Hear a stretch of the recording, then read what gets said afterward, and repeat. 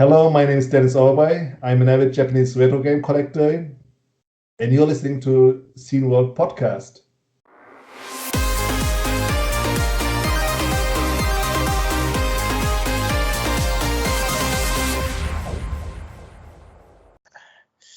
Welcome to the Scene World Podcast. This is, Frank, obviously, and me. And in a minute, when Frank is sharpened again by autofocus, then after the news, I will jump to talk to Grundislav Games, which is done by Francisco Gonzáles. And but before that, we have some news. That we do. So, I don't know, do you have some news yourself?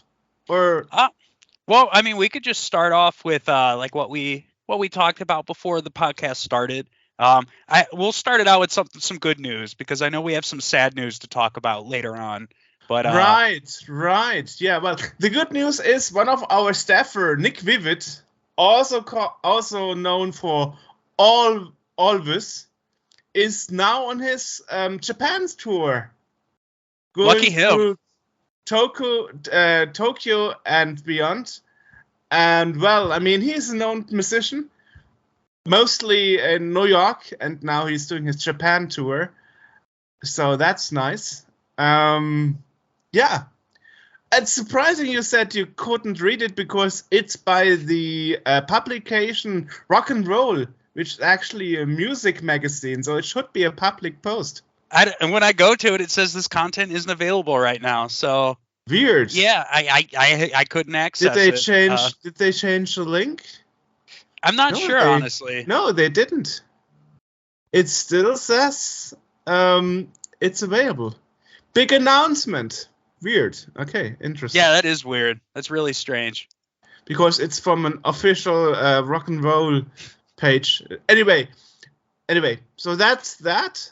And the other good news is Jordan Mechner, the one known for Prince of Persia and so on and so forth, has finally released his book in French first, unfortunately, I would say, because I don't know French, but it's available now.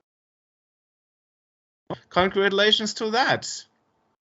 Yeah, that's really cool. And I noticed that like in his description, he mentions that he goes into like his family's history with two world wars and his own personal experience and how that shaped the games that he would end up making. So I think it's definitely going to be a cool read, especially when it comes out in English. Yeah. For me. Yeah. I pissed off some French YouTuber once by telling her, in reality, English is the only important language anyway. That's totally nature. I disagree with that, but I mean, if you want to reach a broader audience, I feel like English is the more standardized language across the world. So I feel like just to reach a broader audience, English is probably the good call. Exactly. Yes. Well, and the other good news, this time also from France, is there's a new Kickstarter for an online NES game, which is amazing because it's a brawler called Super Tilt Pro. And actually on the itch.io page, they made an emulator on top in their little virtual screen. And when you click on that, you can actually play it already with the online functionality with friends of yours. So you can already have a look before pledging for the Kickstarter physical release, if you like. Yeah, I checked that out a little while ago myself. You did? I just opened up. It's his itch page is called Broke Studio, and if you pull it up, you can pull up Super Tilt Pro, and it's a lot of fun. You can just play it right from the browser. But I also downloaded the ROM that he had available. I'm definitely considering picking up the full release when he drops it, because it's coming out on an official NES cartridge. So, or not an official, but it's going to be on an actual NES cartridge, playable on actual official hardware. Yeah, and I'm all about that. I love Smash Bros. And for those who aren't aware of it, it's literally a demake of Super Smash Bros. obviously it doesn't have Nintendo characters. They created their own custom ones to go along with the game, but they also have some known ones like Sinbad the pirate. That's a known one. Yeah, see, I didn't know that one myself. But to be fair, I also only played the version that he had on his itch page, and there was only, I believe, 3 or 4 playable characters at the time. So I'm not sure if the final release is going to have more than that, but either way, it's still a lot of fun. Oh, yeah, you are right. Originally, it's called Sinbad the Sailor. That's the original character. So they turned it into Sinbad the Pirate. That makes sense, though, just to get around the copyright, involved with it. Yeah. And in the game, he isn't Caucasian, but green. So... I mean, it makes total sense, though. If it's something that, he wants to be able to sell his game, and if you're using the IP of characters you don't own or don't have the license to, that can't happen. So, but it's still cool close enough. Still close enough. Close enough. People who are good and know the character are going to get the reference right then and there. But like I did, yeah. Exactly. Yeah. And see, and I didn't notice the reference, for example. So it's just enough to skate by. You are too young, my boy. Sorry to say. I play old games. I do play old games, but there's going to be a pretty big gap of my knowledge. At least when it comes to cartoons and stuff. At least from those old 70s, 80s era, probably. I watched some 80s cartoons, but yeah, 90s would have been mostly my era. Yeah. I even don't remember where it's coming from, but I think it's pretty old. Sinbad the Sailor. Let's see. From when is that? It's from a 1947 film. Okay, well there you go, 1947. Yeah. I'll research it after this podcast, though, because now I'm curious what this Sinbad's all about. So we'll see after.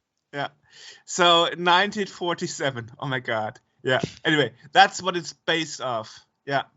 And then they made a series, Adventure of Sinbad the Sailor. Oh, not a series. It's actually, it's a series. And then they made another movie, Sinbad, from 1992. Yeah. And that's actually a cartoon from Japan and USA, so co-production. Yeah.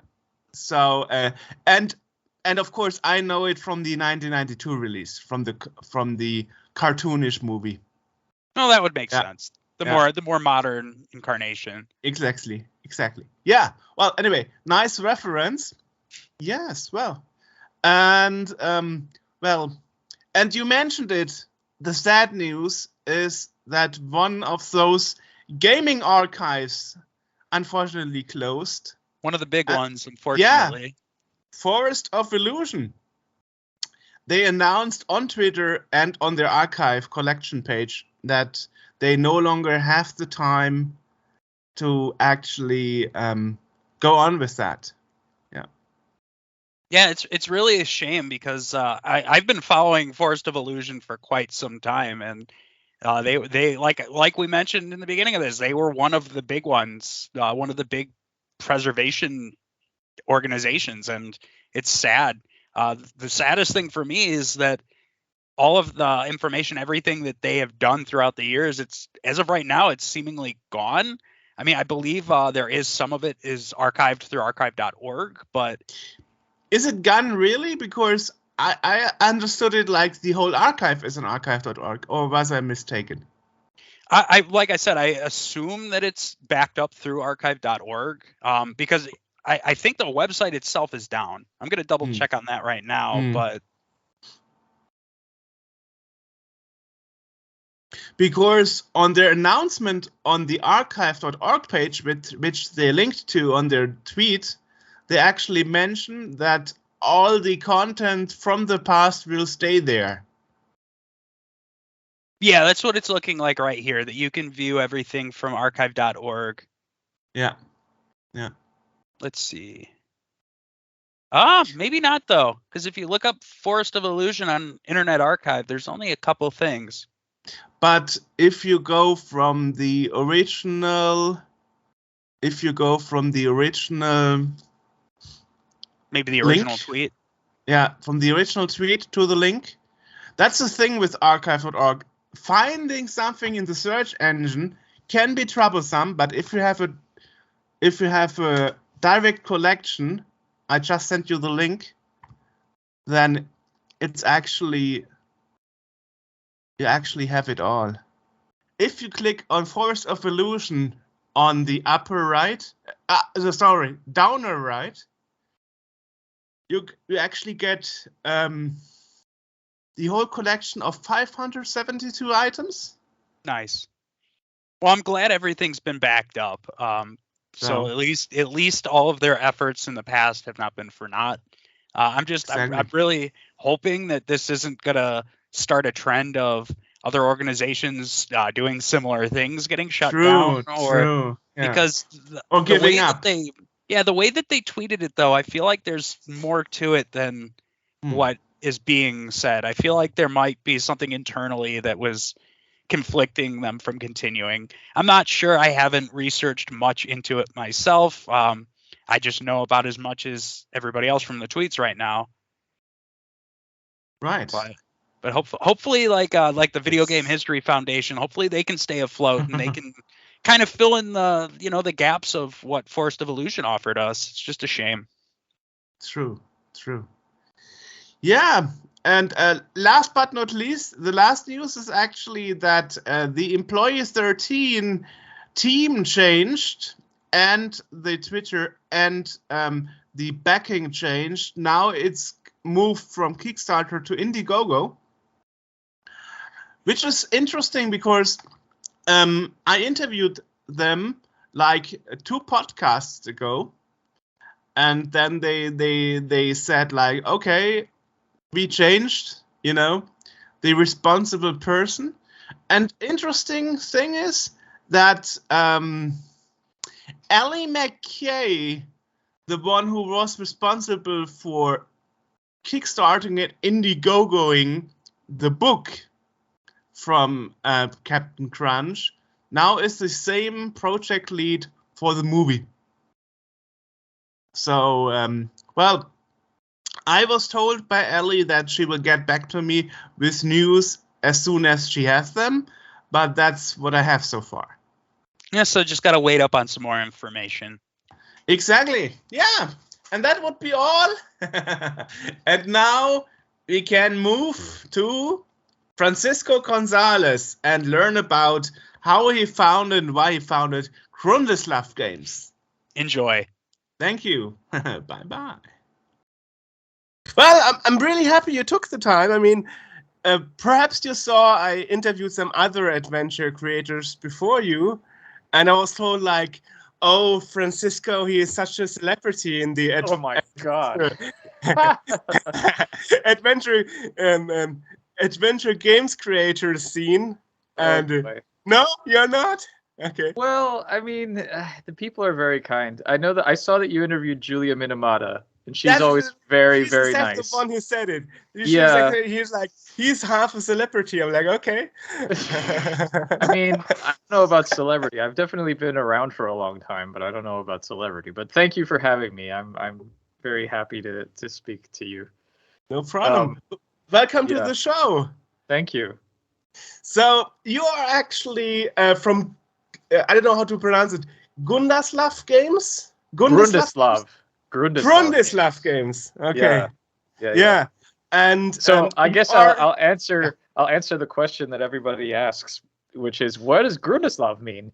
And according to my 11th grade history teacher, Grundislav was the ancient Germanic form of González, although I have since learned that it's actually Gundisalv. So I don't know, I guess he must have gotten it wrong, but one day he had written on the blackboard, González equals Grundislav.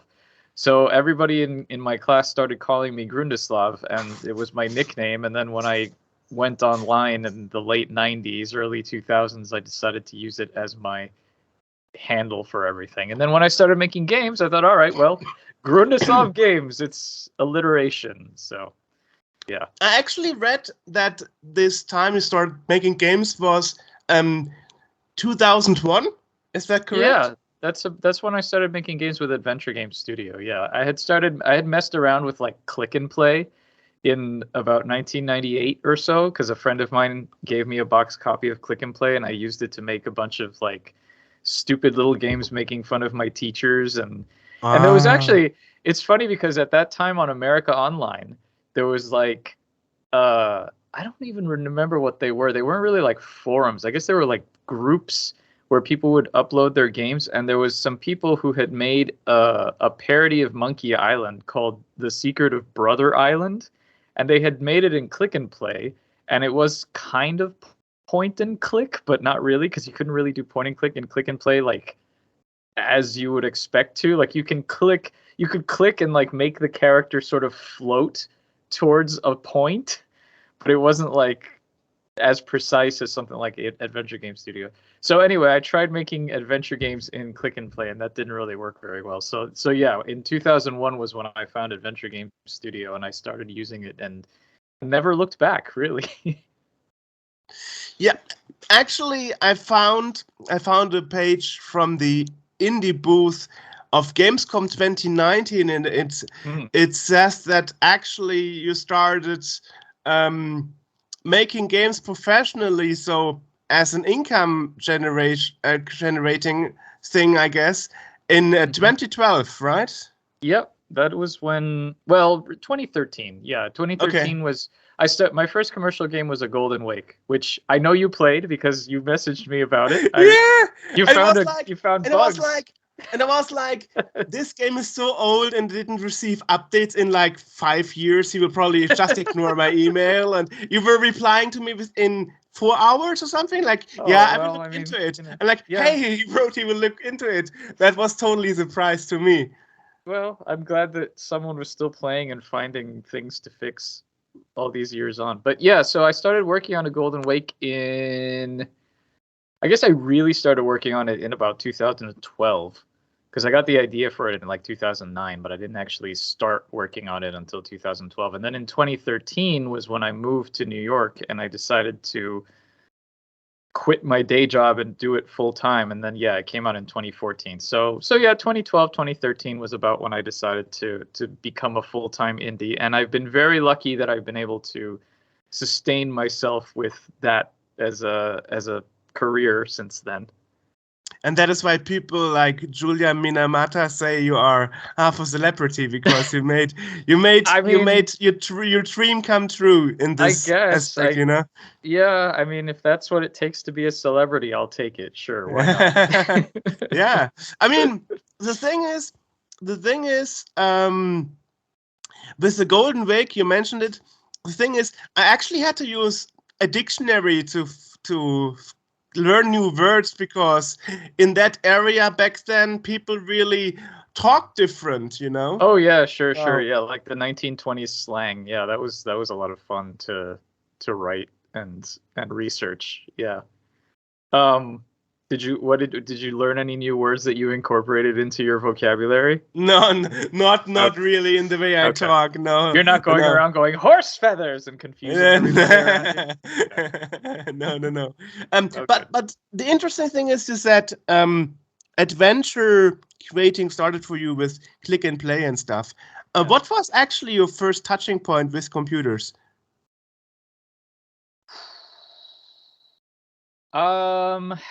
I want to say it was probably when I was about 10 years old, so around 1992. I had grown up when I was a kid. We had an Atari 2600. Oh, Atari. Yeah, but it was like our house got broken into, and it was stolen when I was like 4 or 5. Yeah, so I didn't have it for very long. And I remember I used to play like, obviously the 8-bit NES and the Sega Master System. Actually, I had a Sega Master System before the NES. But when we actually got a PC, I remember I think I was like in 4th grade. So yeah, that would have been about 91. We had a 286, which I used to play like Commander Keen on, because I had a cousin who was really into computers. and so she got us like a secondhand computer with like a dot matrix printer and all that stuff. I even remember the first printer we had was called the brand name was called like Gorilla Banana or something like that. It was really weird. Okay. And so I had that 286, which was very slow, and it had a PC speaker. And I remember playing like Hugo's House of Horrors, which was one of the earliest PC adventure games I remember playing, because the first Sierra adventure game I played was King's Quest V, but on the NES. So then I played King's Quest IV. I got King's Quest IV for Christmas one year, and I was playing it on my 286 with the little PC speaker and everything. And I was like, oh yeah, this is cool. This is nice. This is fun. And then my cousin was like, oh, there's a computer fair. Let's go upgrade your machine. So we upgraded to a 486. Wow. With a sound card. And I heard King's Quest IV's music for the first time, and I was like, wow! So I remember I faked being sick at school so that I could come home and play on the computer. Wow. And then my mom found out I was faking, and she got really mad, and she punished me, and I couldn't use the computer, so it backfired. But that would have been when I was in fourth grade. So that would have been about 1991 or so. So yeah, I would say like late 90s. Or I'm sorry, late 80s, early 90s was when I got my first start on computers. And the flag behind you is a play on Monkey Island? Oh, this is just a pirate flag that I've had forever. It used to hang on my ceiling back home in Miami, and then when I moved to New York, it was a curtain for a window that didn't have a curtain, and now it's just a decoration here in my basement home office / dungeon. Okay. But it's not specifically related to Monkey Island. It just happens to be a skull and crossbones pirate flag. It's interesting. So I read that you publish your games by Application Systems Heidelberg, which is actually a name of the city close to me here in Germany. Oh, so you actually have a German publisher. Yeah. The last, my previous game, Lamplight City, and currently Rosewater, yes, are being published by Application Systems Heidelberg. I actually was in Heidelberg just last November. I went to visit. It was very lovely. Awesome. And then I went to Frankfurt for a day, which was Will you be at Gamescom this year? I will not be at Gamescom this year. No, unfortunately. Yeah, I'll be at Adventure X, but not at Gamescom. I've never made the trip to Gamescom. It's a little intimidating, and especially now post COVID, like I don't like being in giant crowded conventions anyway, and now even less so, but whatever. But yeah, half a million is quite a word, right? Yeah, it's way bigger. I mean, the biggest one I've been to is probably either GDC or PAX East or West, one of those, and that was overwhelming enough. I can't imagine a show the scale of Gamescom. But yes, I do have a German publisher. Yes, and they've been very good to me, and they have also localized my games to German, so that's fun because, as they say, adventure games never died. They just went on holiday in Germany. There's a lot of adventure fans in Germany, which is great. So. Well, I played all your games in English, I have to admit. Okay, well, that's fine. I'm not a fan of translation, It's funny you say that because I've come to notice, like, I always felt bad before because obviously localizing games, especially adventure games that have thousands and thousands and thousands of lines of dialogue, is no easy task. And you often get people saying, oh, I'll do it for free, and that I always say thank you, but no, I'm not going to make you work for free on something that's going to take so long.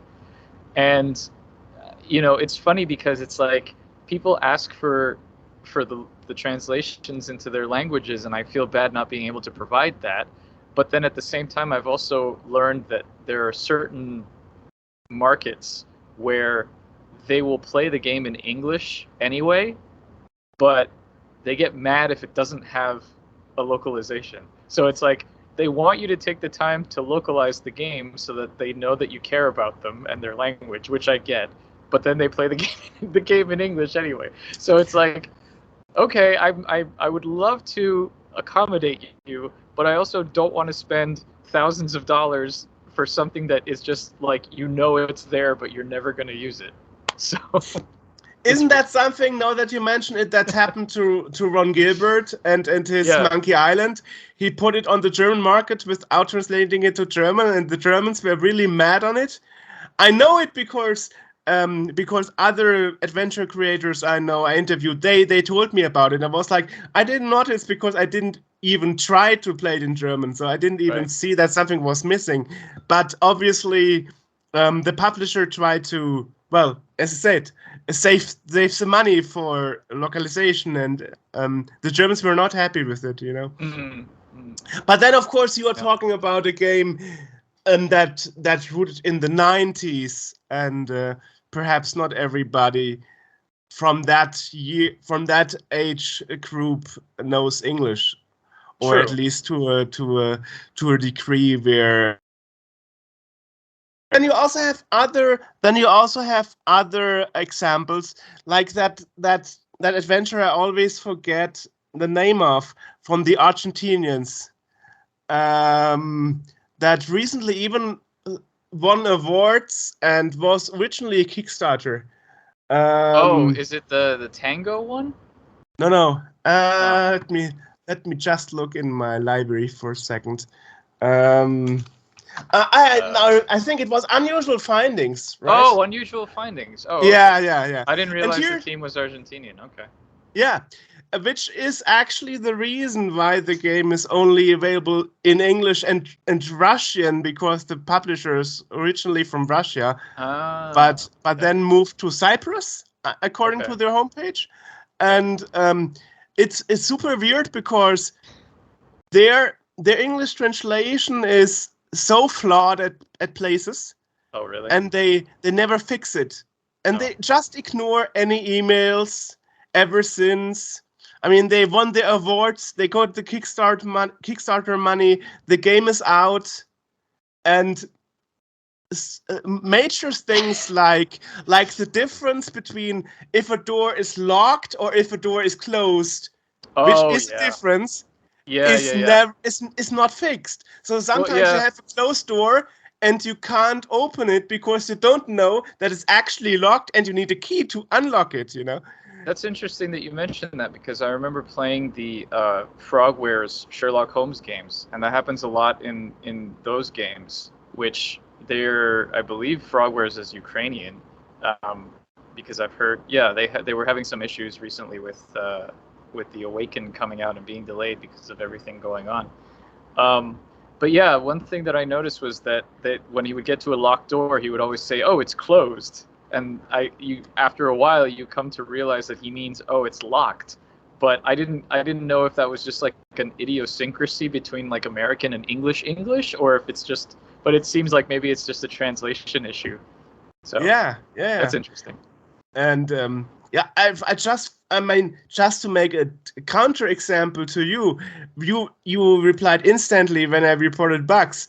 I sent them 3 emails. I didn't get any reply. I emailed their publisher. No reply. Nothing. Nothing. And I was like, do I really have to call to Argentina to get a reply? And on Steam, on the Steam forums, on the community boards, there are threads of people being mad at them for not fixing obvious bugs, And like, that hurts so much. Game development's hard. Game development is hard. That's all I can say. But I guess it's the attitude like Kickstarter money is there. The game is out. Now we don't care anymore. Right. I mean, at least you could fix game breaking bugs like translation errors, especially since the game never was released in Spanish, so you couldn't say like, okay, then I go back to Spanish or something. Like, no, it's just English and Russian.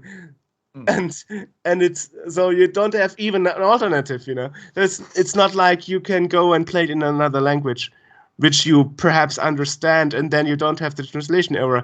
It's all a strange case.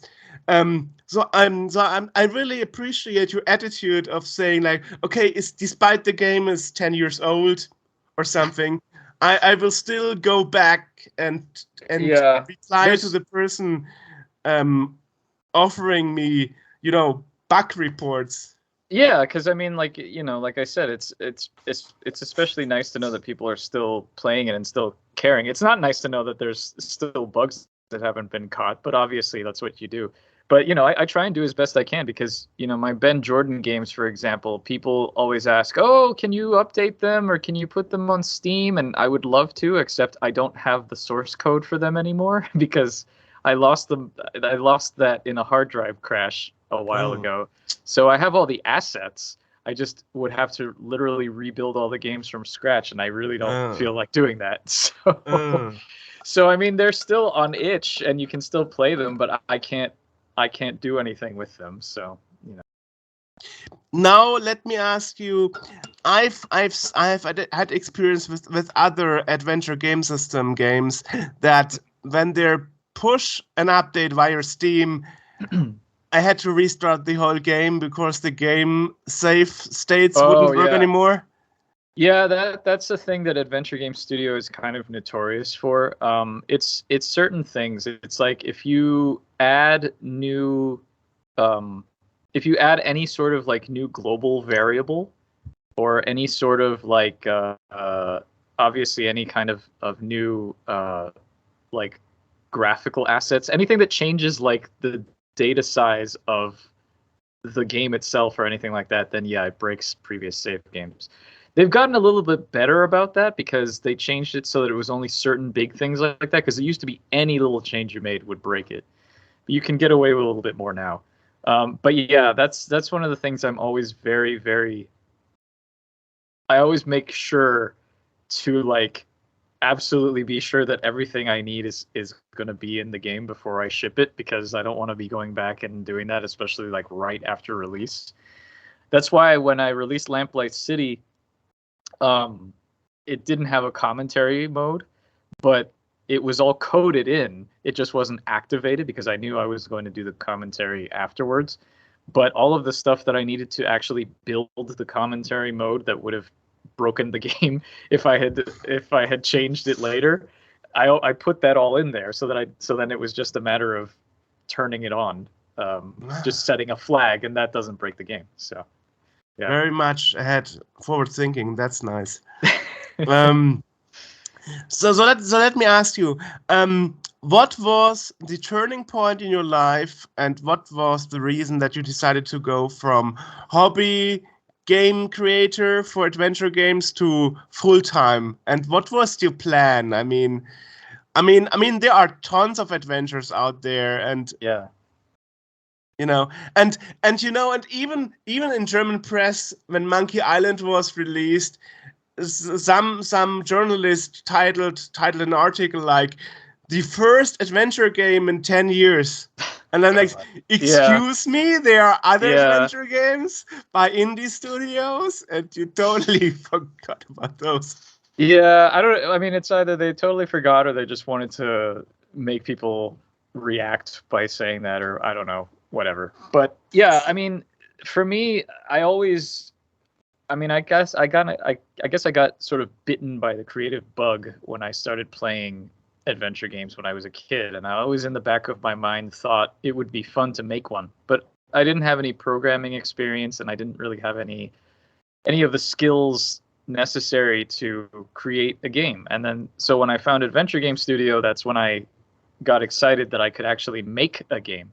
I wasn't thinking about doing it as a job for a long time, because obviously this was in the early 2000s. It was kind of that point between the end of the 90s when Sierra and LucasArts shut down and all of the big like Sam & Max Freelance Police got canceled, and there were no big adventure games coming out during that time. I think like the first one I remember being excited about was Runaway in like 2003 from Pendulo.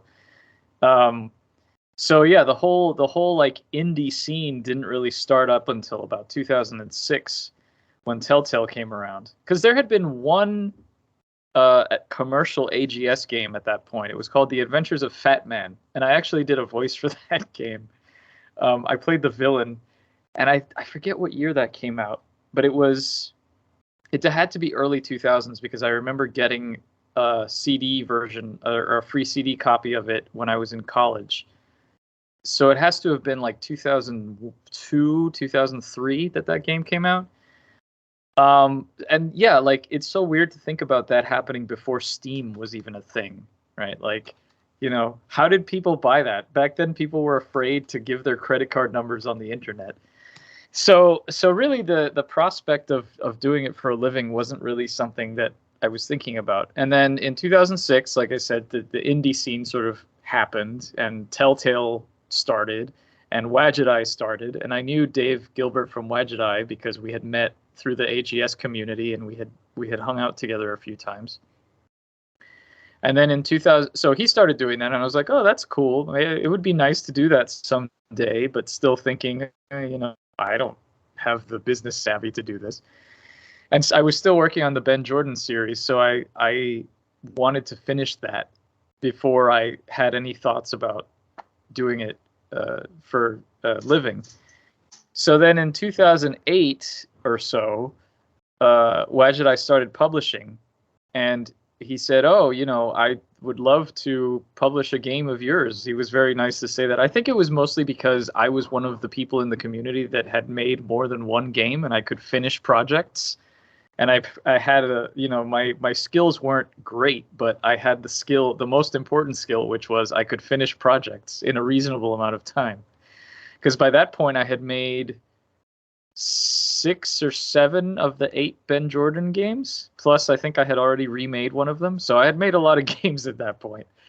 But again, it was 2008 and I had just started on Ben Jordan 8 and I also had a full-time job. So I couldn't, I mean, and I say full-time job as in I had like a 9-to-5 job because before I had worked at like Starbucks, which was just like shift work. And so I had some free time, you know, but this was like Monday through Friday, 9 to 5, come home. Last thing I want to do is get on the computer and make my games. Right? Yeah. Right. So there were times where I didn't open Adventure Game Studio for like 6 months at a time, which is why Ben Jordan 8 took 4 years to get out.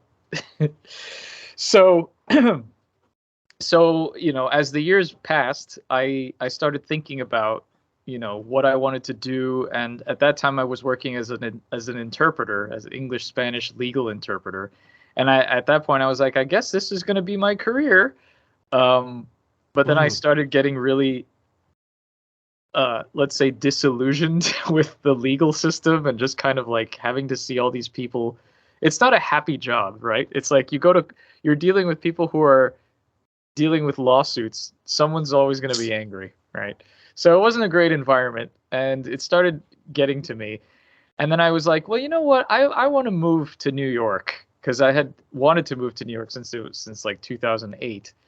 And so in 2013, I said, all right, this is going to be the year. I'm going to quit my job. I'm going to take the vacation I've always wanted to take, which was Australia. And I'm going to move to New York, and I'm going to keep working as an interpreter if I can to make my money, and then seriously consider doing this indie dev thing. Because at that point I had finished the Ben Jordan series. I had the idea for a Golden Wake.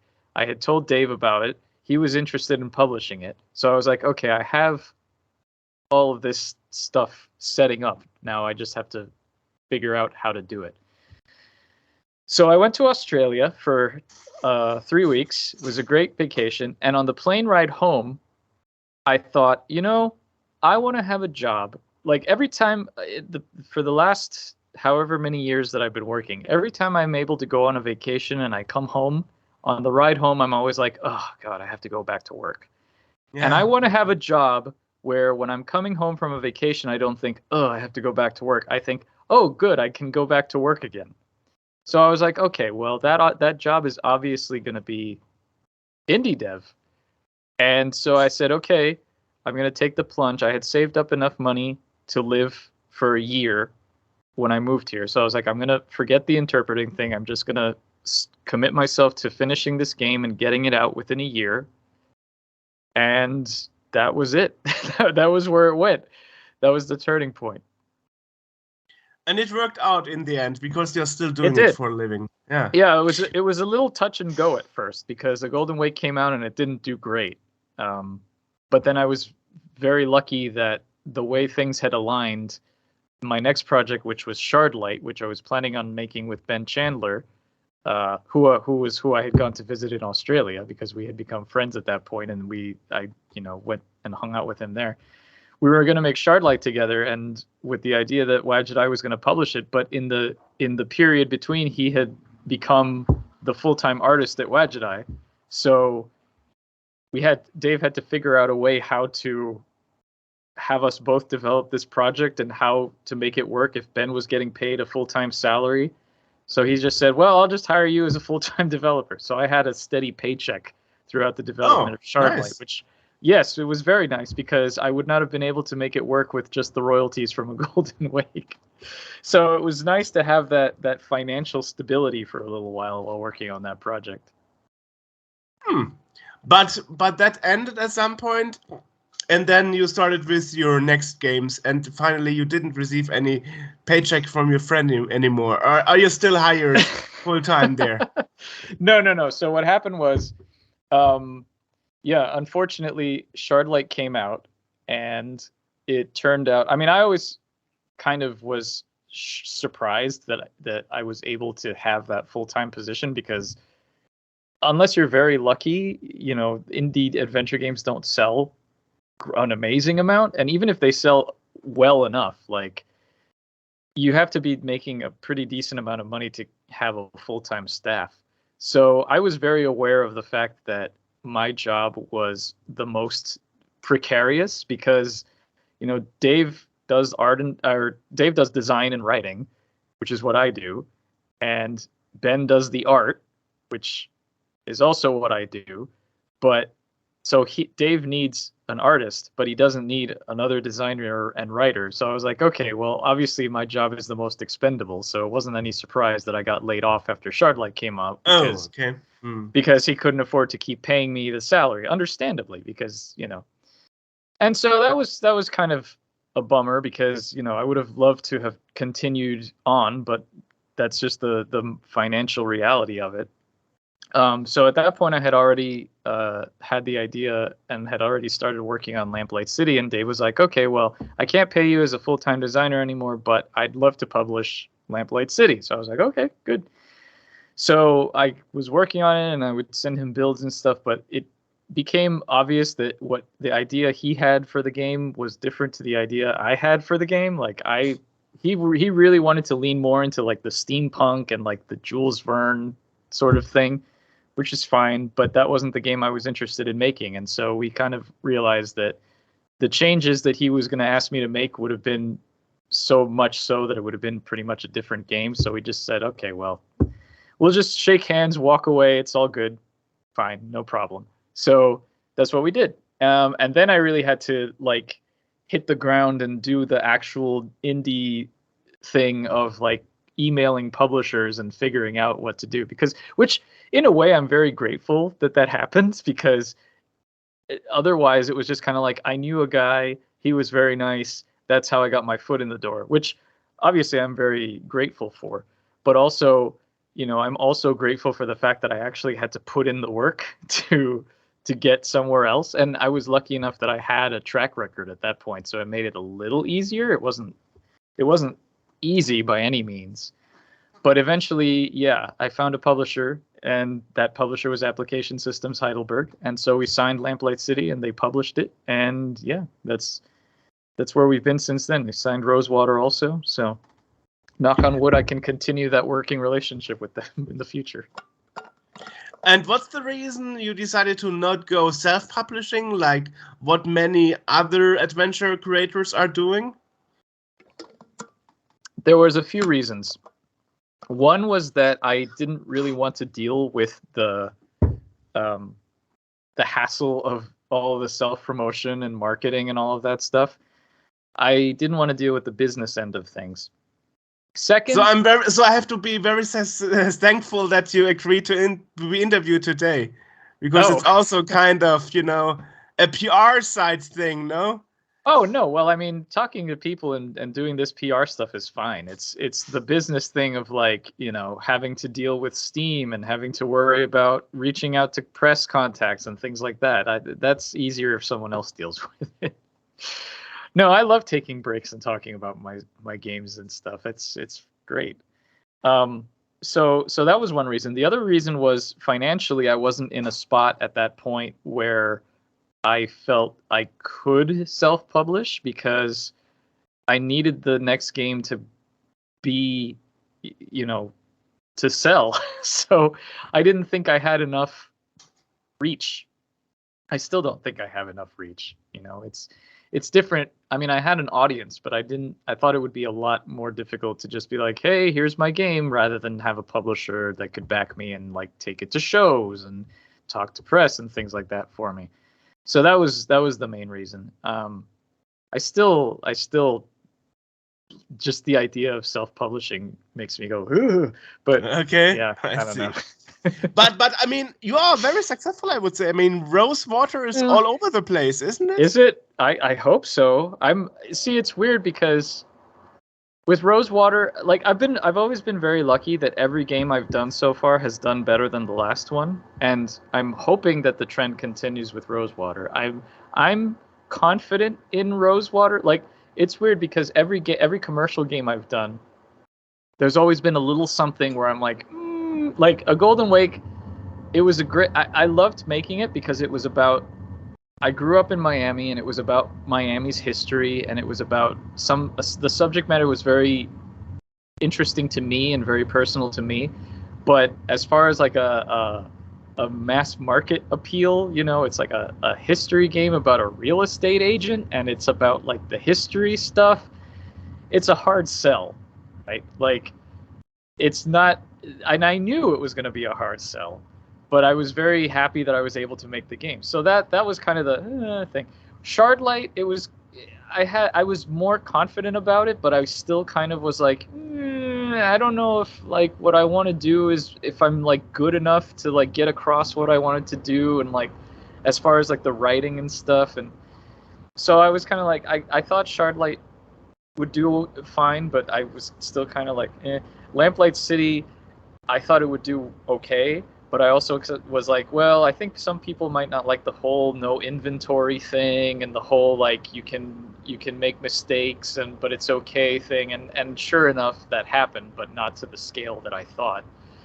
But Rosewater is the first game where I'm like, yeah, I could be completely naive and completely wrong and overlooking something, but I'm like, there's nothing about this game aside from maybe the fact that it's a Western, and you don't see very many Western adventure games.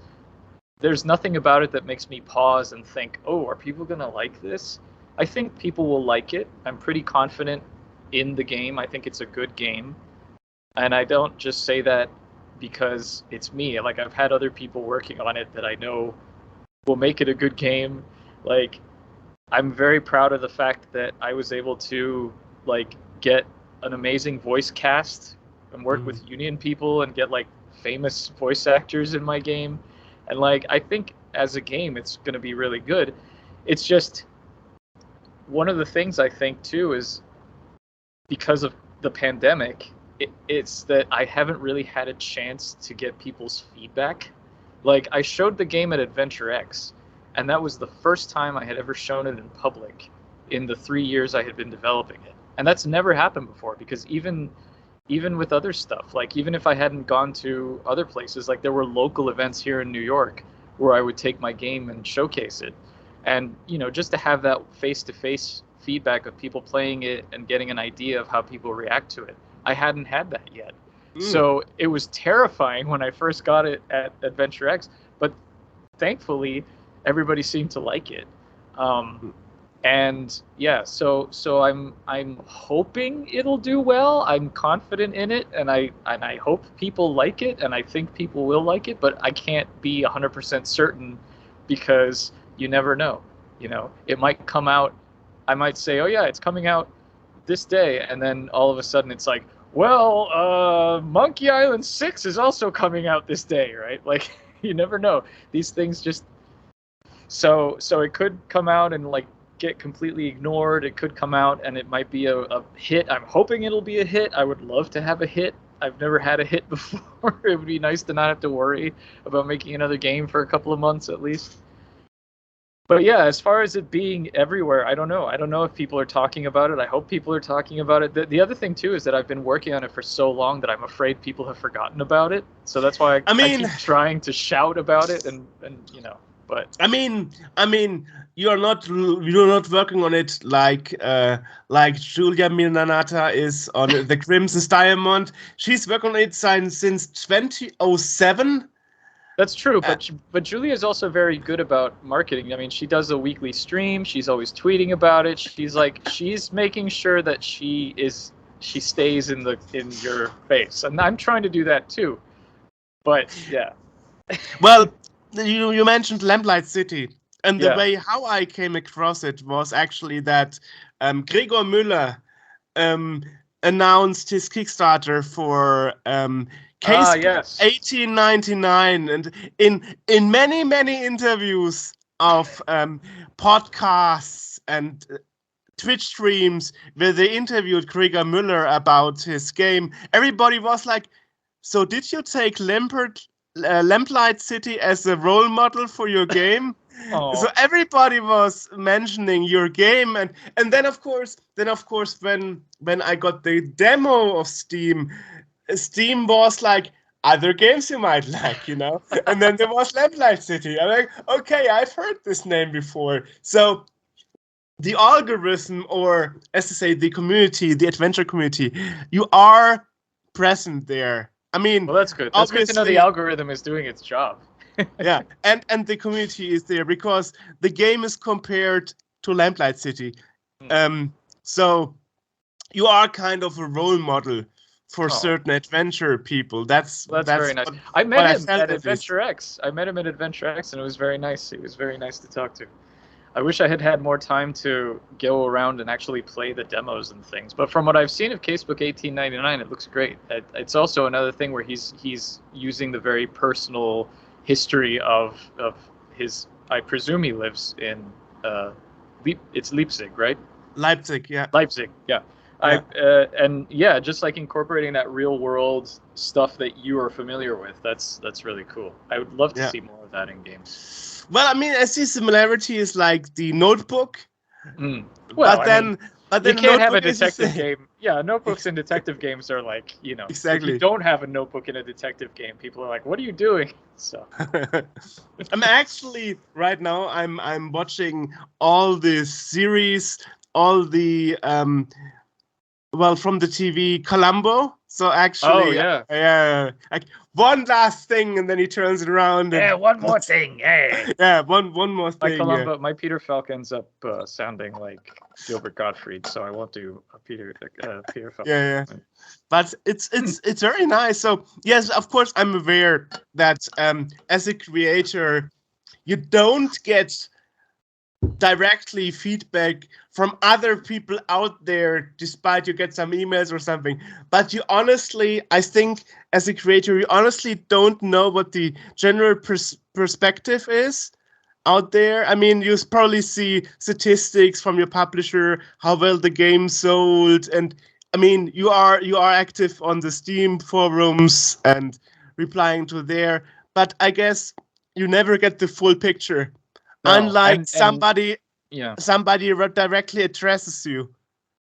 Yeah, and even with all those statistics and things, it's impossible to take those and say, okay, well, this happened, therefore that means that this will happen. It's completely random at times. It makes no sense. But you know, and it's hard not to be in this bubble as you're designing it. And the longer you work on a project, the more you start wondering, is this any good? Have I been wasting my last 3 years or more on this? It's been 4 years now. I'm like, have I wasted the last 4 years?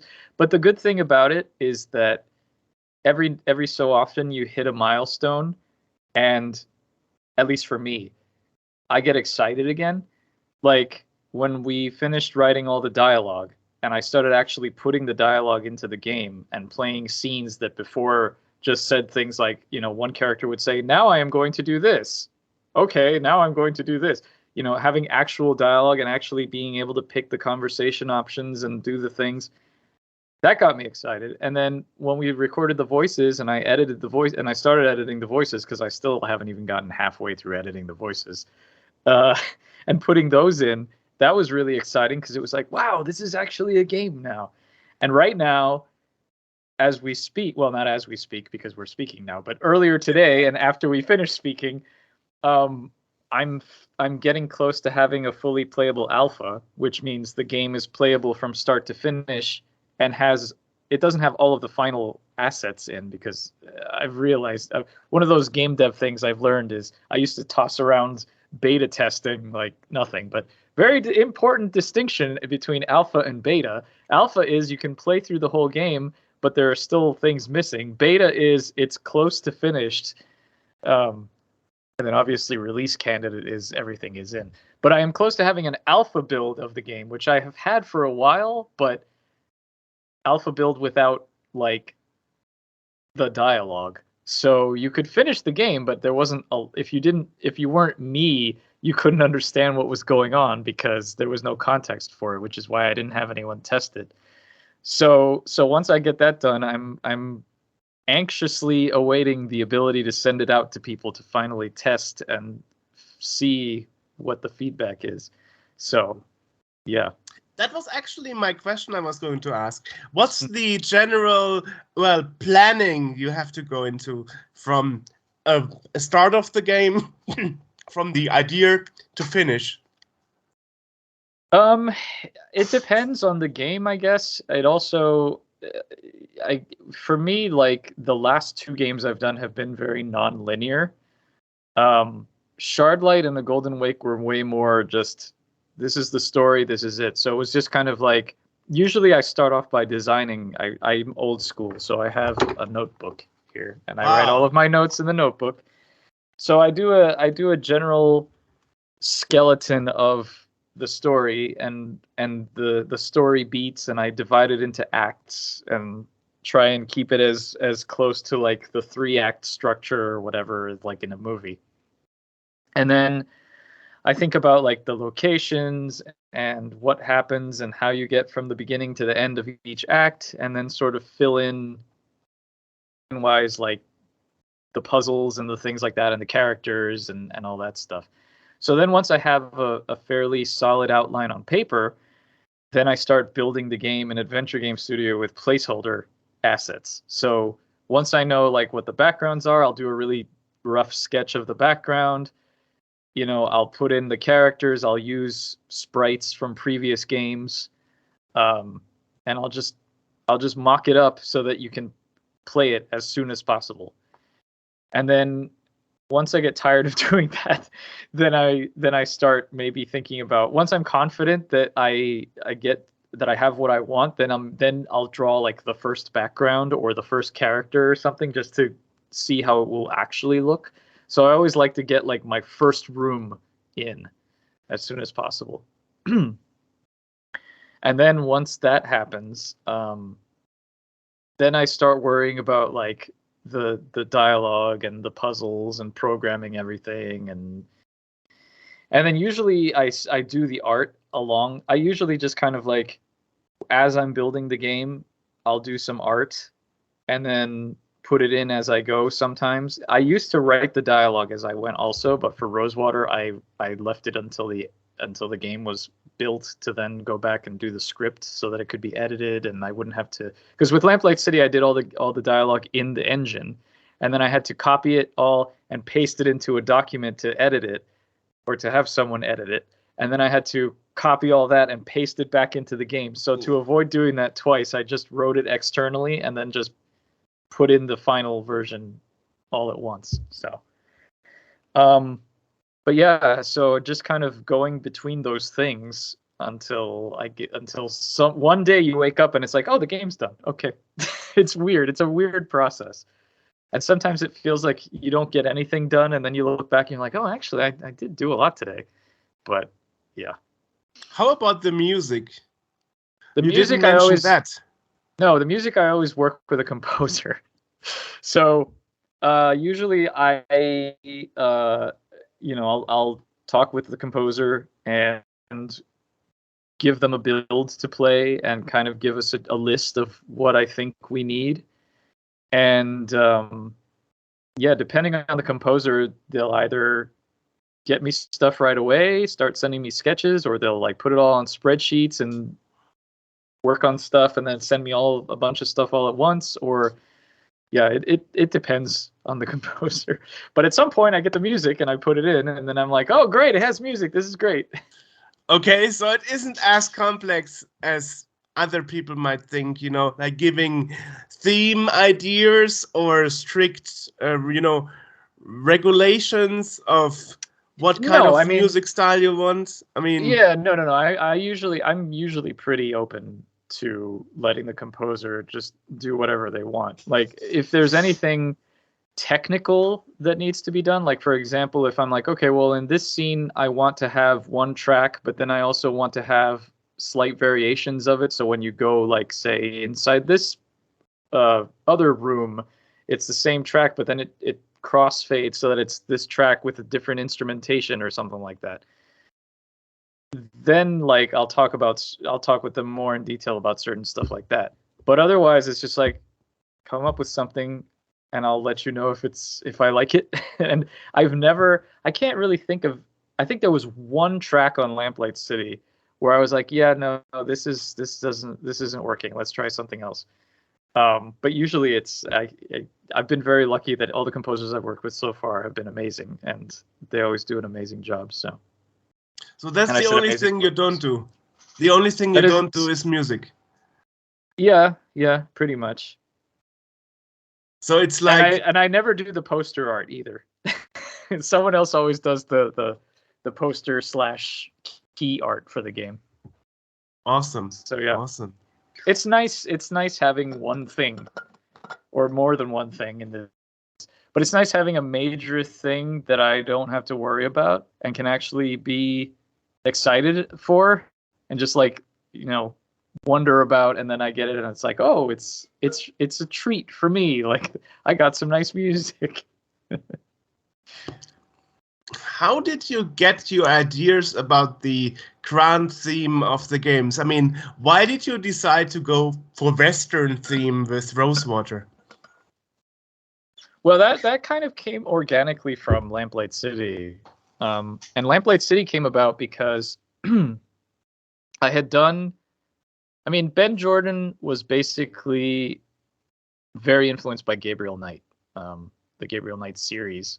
And you know, I liked the idea of mixing like local legends and things with fiction. So like, you know, Ben Jordan wasn't about like the monster of the week, like, oh, let's go here and fight vampires or whatever. It was about specific monsters or paranormal entities related to those locations. So I had done like the paranormal investigator thing with Ben Jordan, and then with the Golden Wake it was like, okay, well, I want to do this history thing. That's cool. And then Shardlight actually was going to be about the Black Plague, but then when I talked about it with Ben, we decided to make it future post-apocalyptic plague instead. So that was a different theme also. So I guess in working all of that, on those games I just kind of wanted to go back to the mystery thing, the detective thing. And then I thought, well, how about if I try doing like a classic, like 19th century detective thing? Which that's what I was doing initially with Lamplight City. And then when I pitched it and told Dave that what I was going to do with it, he was like, well, why don't you make it steampunk? And I was like, okay, sure, I can look into steampunk and see. So I made it steampunk, but more grounded in reality steampunk, which is why I said earlier that it wasn't quite the vision that Dave had, because I was more about like drawing the parallels to the actual Industrial Revolution. But it gave me the opportunity to create this whole alternate history. So instead of being stuck, because I felt like with what held me back with the Golden Wake was that it was very important to me to be as historically accurate as possible, which I think was to the game's detriment, because there was a very human story in that game, but I think it took a back seat to like, oh well, I need to include this airplane woman, right? Because she's historically accurate. And I know I'm bouncing around a little, but I'm getting to the answer here. So I didn't want to be restrained by historical accuracy. I didn't want to set it like in Victorian London.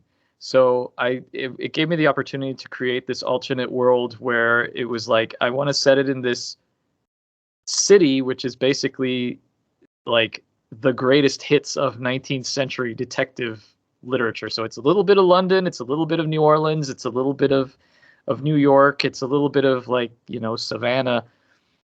And so I made this whole world, and I was like, this is really cool. I'd love to see more of it. And then I thought, well, what else is of this time period, 19th century? What else can I explore? And then I realized, well, the Old West, because it's the exact same time period. It's just, instead of being this, dark, not secluded, but like dark claustrophobic city, now I can explore like the wide open, desolate plains and spaces and stuff. So it was like a nice little counterbalance. So then I thought, well, okay, let's see what the Old West looks like in this alternate world. And that's where I got the idea for Rosewater from. And then, of course, I was like, well, what do I want this story to be? Do I want it to be, I had three major ideas. One was a treasure hunt. The other one was a revenge story. And the other one was, I think it was rescuing someone. And then I was like, well, why not all three? Why don't we have it be like a treasure hunt? And then you also can choose whether you go rescue someone or go get revenge. But then I was like, that's too much. I'm just going to make it a treasure hunt. So then I scaled it back, and I was like, okay, well, this will be the story. And so I mean, there can always be a Rosewater too, right? I mean, I guess, yeah. I mean, maybe. You could make it a series, and then have a Rosewater 3 with the other idea, Yeah, I mean, I already feel like I've created this world of, I call it the world of Vespuccia. That's my franchise name on Steam. And I feel like I have at least a couple more games in this world for right now, until I lose interest or until something else comes along. But I definitely want to keep exploring other parts of it. Or go back to other parts. I don't know. We'll see. I have to finish Rosewater first, then I can think about what I'm doing next. Even though would you really change genre and do something else than point and click adventures? No, when I say something else, I don't mean changing genre. I mean just another game. Although if I did change genres, I would want to do a cinematic platformer like Flashback or Another World. Or Flashback. Like Flashback. Yeah. Amazing, yeah. I would definitely still want to do a narrative game. But it would be interesting to do like a different mechanic, like a platformer or something. Although I don't have the programming skills to do that, like combat or anything like that. So I'd have to use. Well, I don't know if it was Flashback or Another World. I think it was Flashback, where there is a diary out there of the lead programmer. She was from the publisher was Interplay for the Super Nintendo version of Flashback, and she wrote like how she asked for a Super FX chip, and they were like, no, too expensive. And then she was asking for, how about getting more memory on the cartridge? So I'm like, no, that's also too expensive. So this is why the Super Nintendo version of this game is so crappy compared to the Mega Drive and all the other versions, because she didn't get the necessary hardware in the chips or the memory in the cartridge for the Super Nintendo to make it smooth and high frame rate and pretty enjoyable to play compared to the other versions. So sometimes it's not about skill. Sometimes it's about lacking resources. True. Yeah. Yeah. I played Flashback on the Genesis or Mega Drive, and I remember it being good. I never played it on PC, but I think I saw it. And I was like, wow, this is a lot smoother than it was on Sega. But yeah, I never had a Super Nintendo. So lucky you. It's interesting. Yeah, you mentioned Atari and the Mega Drive, and I was the total opposite. My first computer was a Commodore 64, and I had an NES and Super NES.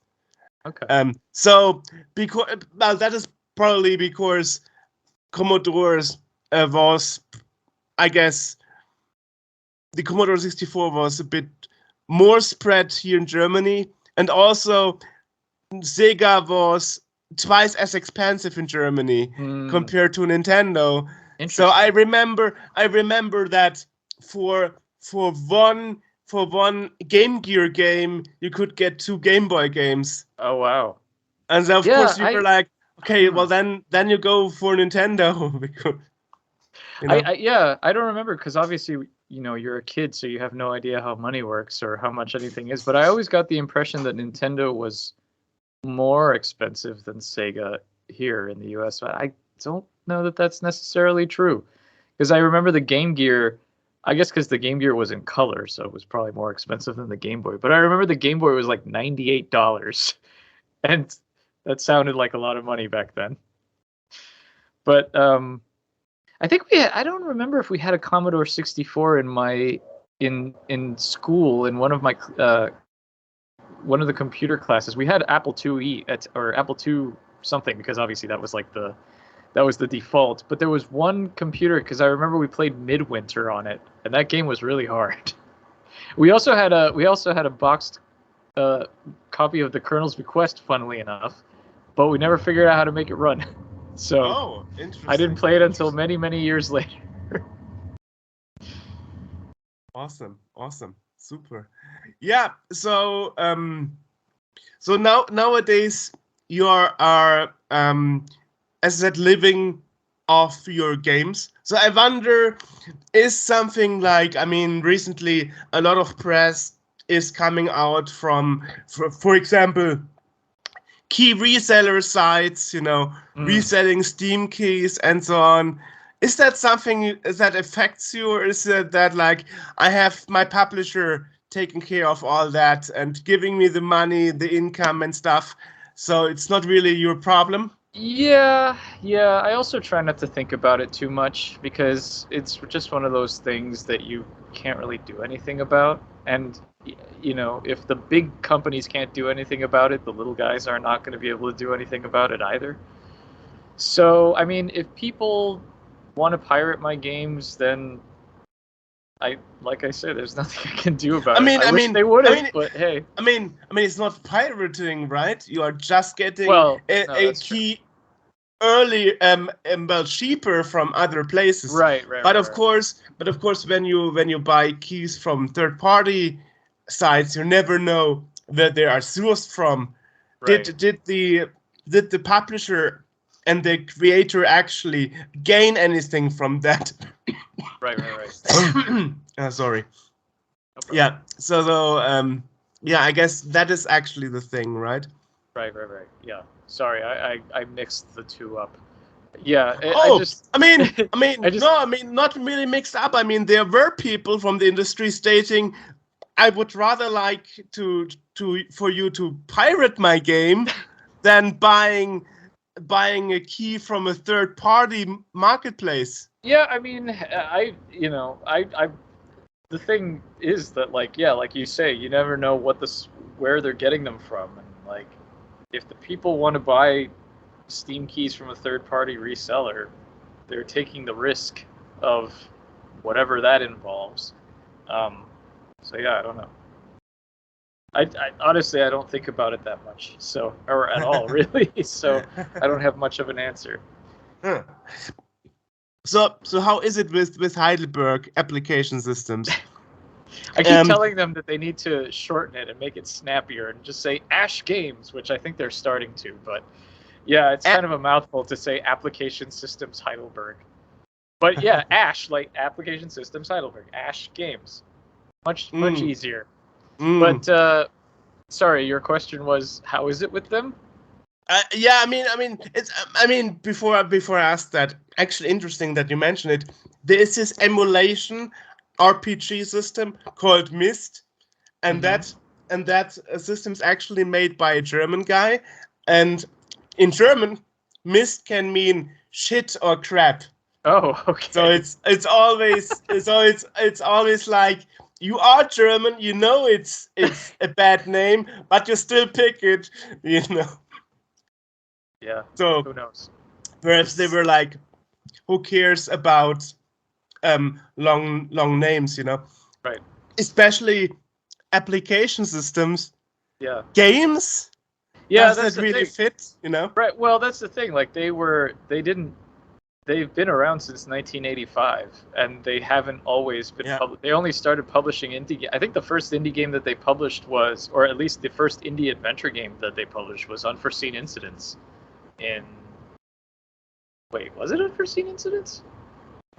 There might have been one before. No, I'm stupid. Nelly Kutalot. Nelly Kutalot was the first game that they published, adventure game that they published, because they had done other games also.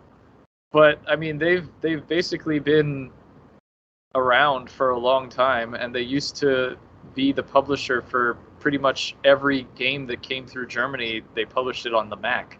So anything from like Escape from I saw that I was at Volker, who's the head of application systems. I went to his house and I saw his home office, and like they had everything from Escape from Monkey Island to gosh, I don't remember.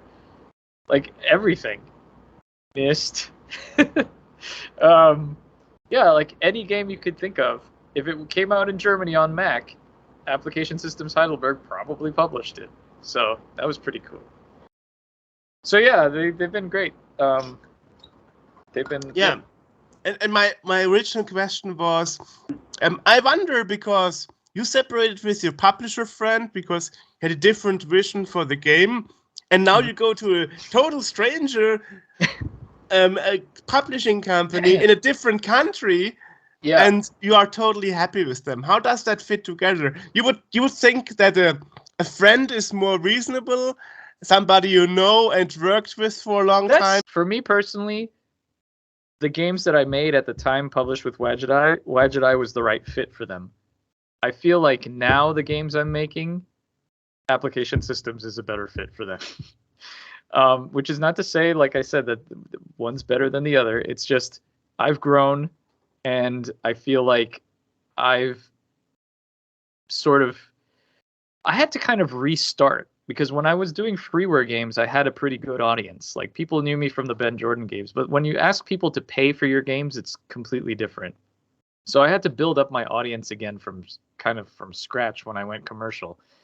But I was doing it under the umbrella of Wadget, and I kind of feel like I've gotten to the point now where I've been able to step out from under that umbrella and build my own thing. And it's not the same. Like Wadget is a very recognizable brand in indie adventure development, or in the indie adventure games scene.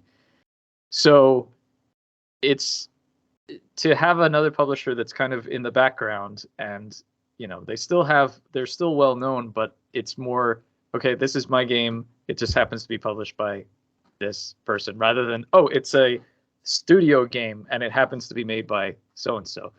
That's where I'm at right now. And not that I'm doing this for fame or recognition or anything, but I feel like my growth has come to a point where I'm better off doing that. It's a different stage of your adventure creating career. Yes, it's a different stage of my adventure creating adventure. Oh, nice. Yeah, what's interesting, I mean, if you ask to other, if you interview other people like Gregor Müller and stuff, they actually tell you that I don't want a publisher because I don't want to have this problem that I have to change the publisher or we have a disagreement.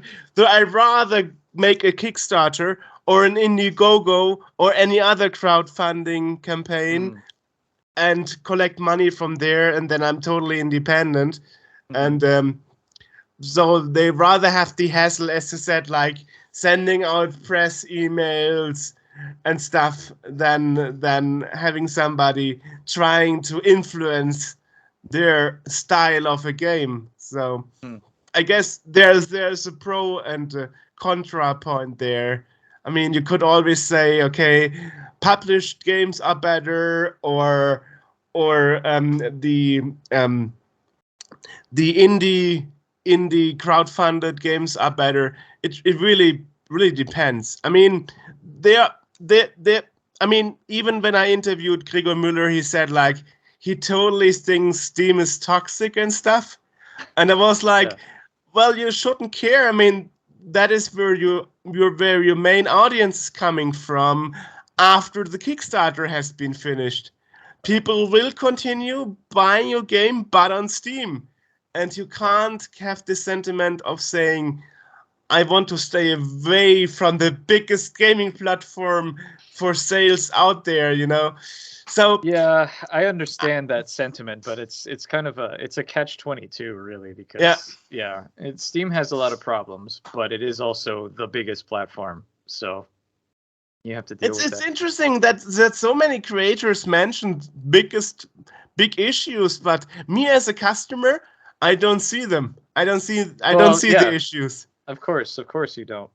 I think the main thing with Steam is just the unfairness of, and this is opening a whole can of worms, but I don't want to say unfairness, but it is unfair. The cut that they take, like it used to be back in the day when Steam was first starting out and it was very difficult to get your game on Steam, I could understand the 30% cut because it was an exclusive thing. You were getting a lot more attention. You guaranteed, front page at least all the time. So you had a lot more sales. So, okay, fine. But now, like, first Greenlight came around and that opened it up a little bit more. But now that you just have to pay $100 and you can put whatever you want on there, they're not curating. And even more so now with the algorithm stuff where it's like you have such a hard time getting seen because there's so much market saturation. And yet they're still taking a 30% cut.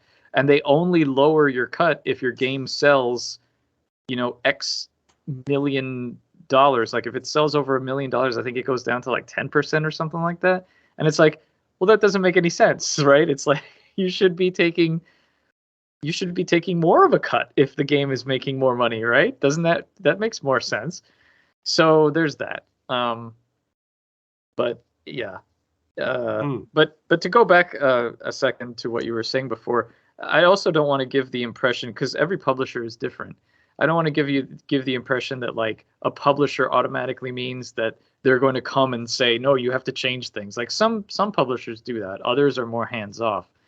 But again, it all depends on that's why, when you're looking for a publisher, which is what I learned when I was looking for a new publisher, is that you really have to find, you can't just like, sometimes you do have to cast your net and see who bites, to use the fishing analogy, but you also have to do your research and figure out who would be a good fit for the type of game you're making. Because if it's a publisher that is known for, platformers or first-person shooters, you're not going to necessarily be successful pitching an adventure game to them. Whereas a publisher that's more into indie games or narrative games, even, I guess indie games is not the right thing. A publisher that's more into narrative games might consider a point-and-click adventure. So, yeah. Or you are a publisher like THQ Nordic, who is actually buying IPs from old DOS games all around the genres, no matter what. Yeah. So yeah, every publisher is different. So that is like, oh, now we got Alone in the Dark. Like, why? You're not known for horror games. Oh well, we got the chance to buy the IP. Why not? They got Comanche and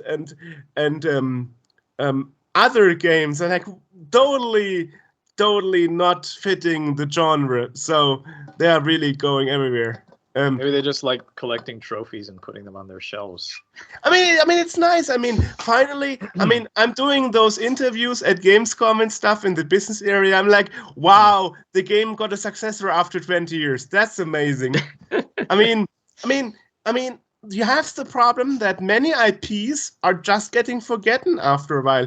I mean, for example, in 2 days on my birthday, I will have happy my early next. birthday. Thank you. I will have my next interview guest, which will be Frankly Packy. You know. Oh, no Yeah. way. And yes, and you. I mean, I told it like 10 people, and you are the first person having this reaction. Anybody else is like, who is Frankly Packy? I saw him like at Command and Conquer. I'm like, what is Command and Conquer? Oh wow, that's interesting. That's funny you say that because I saw him at MagFest a couple of years ago, and he was like he gave a talk and then he also performed with his band. But everybody in the audience for his talk was like dressed up like Command and Conquer, and afterwards everyone was like asking him Command and Conquer questions, and I raised my hand. I'm like, could you talk about what it was like doing the score for the Blade Runner adventure game? And he was like, oh wow, that's nobody ever asked me about that. So I felt like a real adventure nerd. And then afterwards I was like, your score on Kyrandia was great. He's like, oh yeah, man. So that was pretty funny. So now I know what to ask in the interview. Yeah. Thanks for that. Anything that's not Command and Conquer, he'll appreciate. Yeah, I mean, I just realized everybody of my gaming friends, being 30 years and younger, they totally don't know about Command and Conquer. Given that the last entry in the series was in 2010, everybody forgot about it. So, but you are the same age group as I am, so of course you know. Yeah. I feel like I'm older. I'm probably a little older than you, but yeah. Really? Yeah. I mean, doing the math, you said like. I was 10 years old in 1992. I was born in 1982. I'm 41. So. You see? Yeah, and I'm getting 41 in 2 days. So. Oh well, there you go. Okay, so we are practically the same age. Never mind. Yeah. I just don't look younger because I didn't shave today. So if I did, I really would. I would have guessed you were like 35. Wow. No, but the problem is just that, as I said, IPs are getting they are forgotten quickly. That's the thing. So if you make a new adventure IP or whatever, you probably should make sure that people remember you. So you have to stay in the loop as a creator, you know. So so that it doesn't happen that people in a certain age group don't suddenly know who you are. I mean, you know.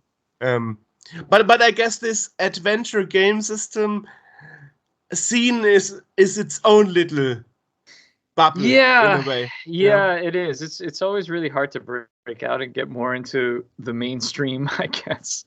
But yeah, that's the thing too that I've realized a lot also is like people who they get excited and they make adventure games and like I've seen this a lot with a lot of recent projects. And obviously I don't want to name names because I love that people are making adventure games and they should keep making adventure games.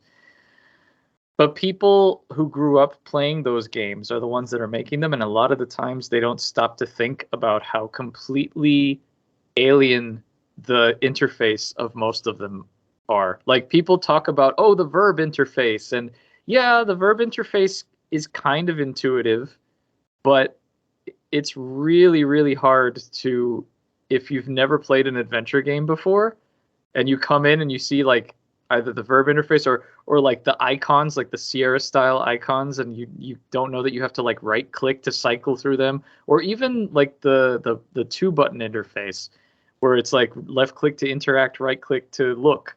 Nobody ever right clicks. And it's like you have to tutorialize these things or nobody knows how to play the games. So that's one thing that I've noticed that people don't take into account a lot of the time.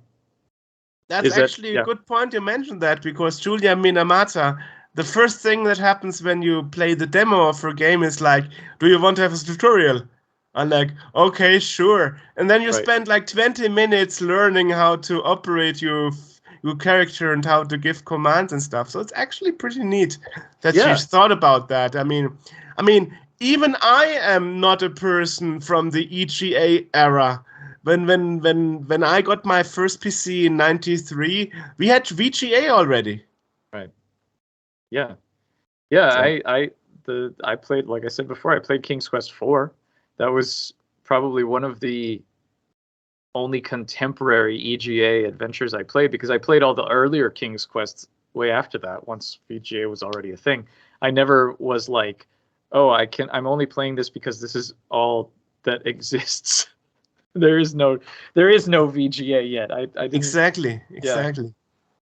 So. Yeah, but I feel good now that I'm speaking to somebody who isn't like 10 years younger than me, has no idea what I'm talking about. And like, how can you not know Frankly Packy?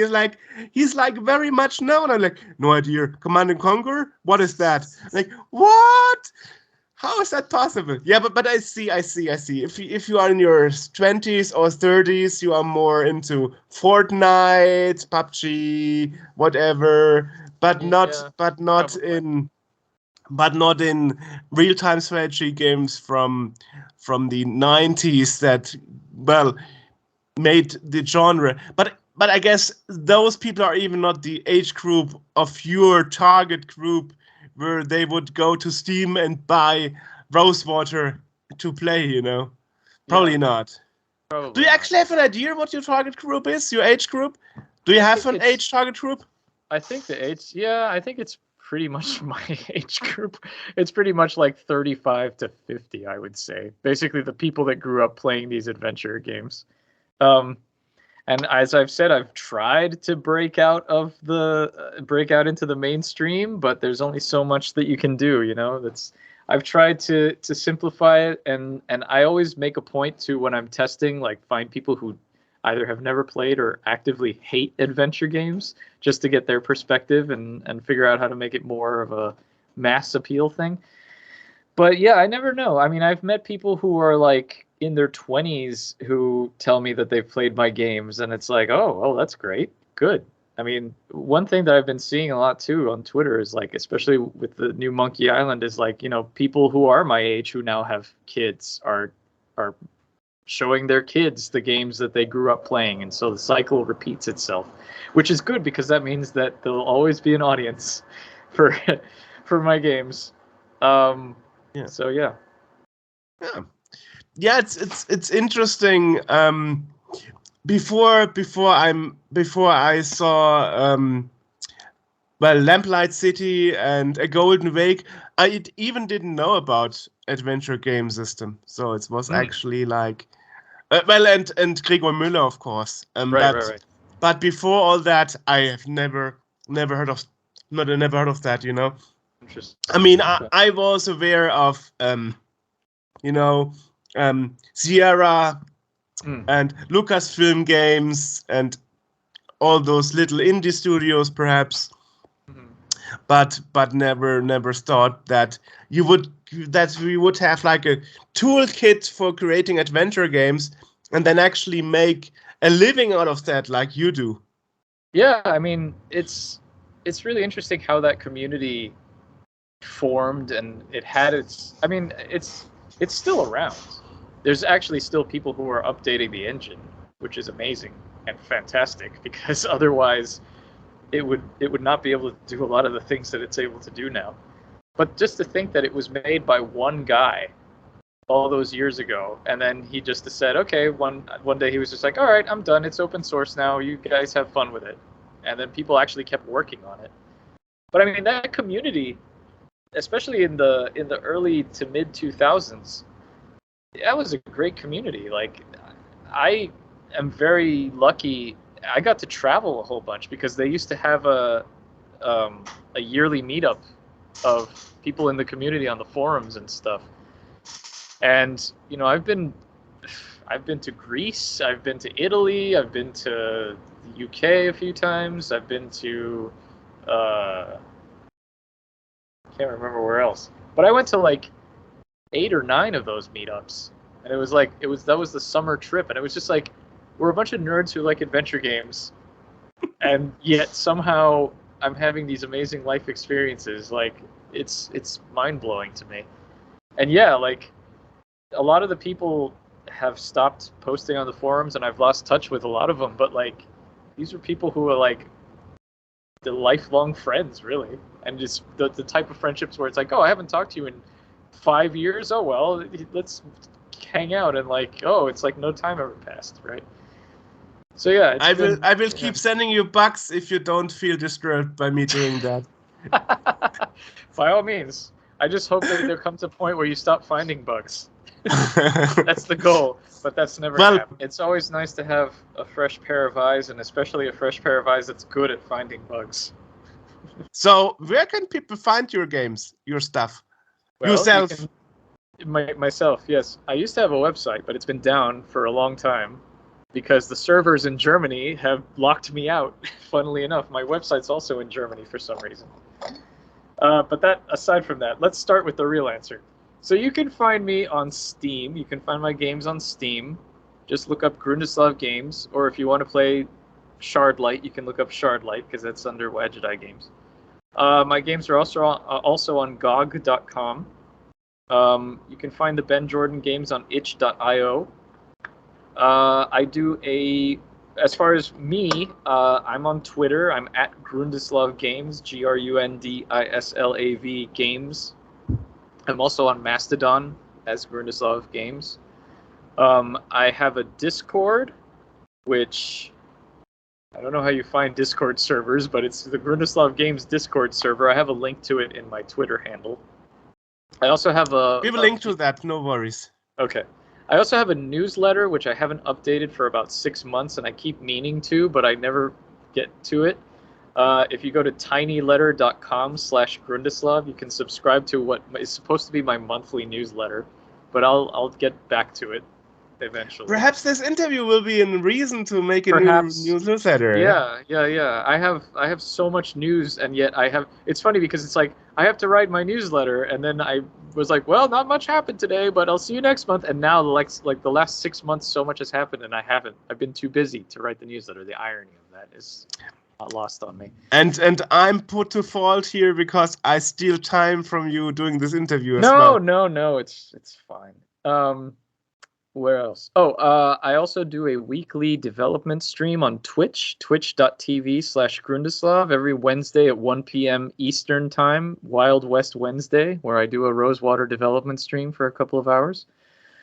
So that would be, we just had daylight savings time. So I don't know, you're 7 hours ahead now or 6 hours ahead? 6 what time should be. Yeah, well, right now it's 10 p.m.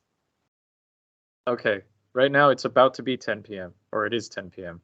It is 10 p.m. So you're 1 minute, and then it's 10 p.m. And it'll be 10 p.m. Okay, so you're actually 5 hours ahead right now because we just had our daylight savings time, so our clocks went forward. So that would be, right now, it would be 6 p.m. Central European Time, or 7 once you all have your daylight savings time. That's when Wild West Wednesday happens. Twitch.tv/Grundislav. What else? I think that's everything. Yes, that's where all my social media and everything is. I also have Instagram, but I'm Grundislav on Instagram, but I don't really post much game-related stuff on there. Sometimes I do, but not often. So. Interesting. Yeah. Wonderful. Thanks a lot. Talk to you then, right? I will email you. Bye. All right, bye.